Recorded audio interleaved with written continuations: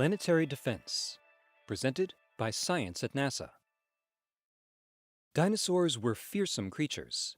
Some had thick scales, sharp teeth, and in many cases, lightning-fast reflexes. One thing they didn't have: a planetary defense office. When an asteroid targeted Earth 65 million years ago, it took those masters of Earth by complete surprise. While we know of no large object that is on a collision course with Earth in the next 100 years, descendants of survivors from that catastrophic impact are determined not to make the same mistake. In 2016, human astronomers now routinely scan the heavens for signs of potentially hazardous objects. When one is discovered, alerts are issued to observers around the world, so space rocks cannot easily disappear into the blackness of space. NASA-funded survey projects have found 98% of the known catalog of almost 15,000 near-Earth objects. Asteroids and comets whose orbits periodically bring them within 30 million miles of Earth's orbit. The list is growing at a rate of about 1,500 per year.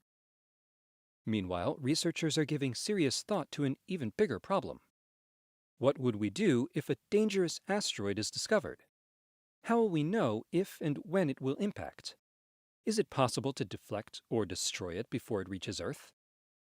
All of this work, from discovery to tracking to potential mitigation, is being done by a sprawling network of government agencies, private and public universities, and both amateur and professional astronomers. Helping them work together is the job of NASA's Planetary Defense Coordination Office.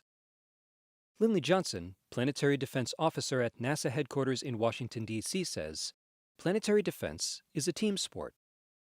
This office was established at NASA headquarters to coordinate the players in planetary defense-related activities across NASA, other U.S. government agencies, and with international efforts and projects to detect any asteroid impact hazard and plan the appropriate response. A recent real-world example illustrates how all this works.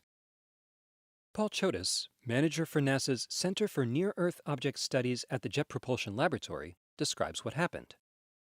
The object was first detected by the NASA-funded Catalina Sky Survey near Tucson, Arizona on October 3, 2015, and tagged as detection WT1190F.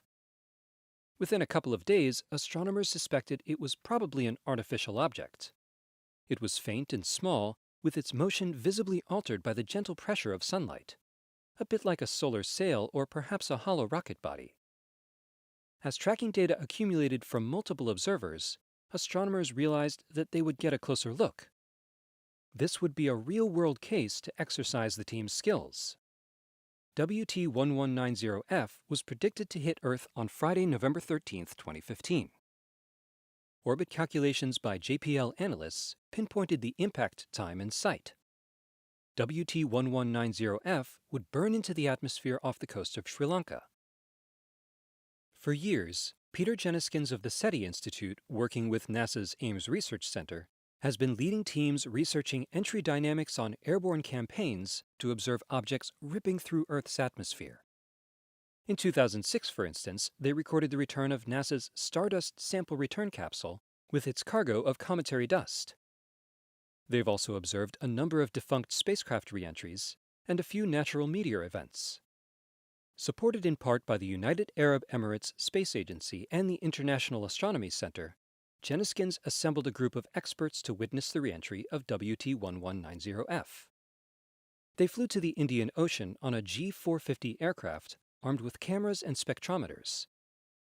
Exactly at the time and place predicted by NASA's Near-Earth Object Observations Program, WT1190F produced a magnificent fireball in broad daylight. Jeniskins says the spectra of one large fragment contained bands of titanium oxide and a line of hydrogen, so the object could have been a titanium-walled vessel containing residual fuel.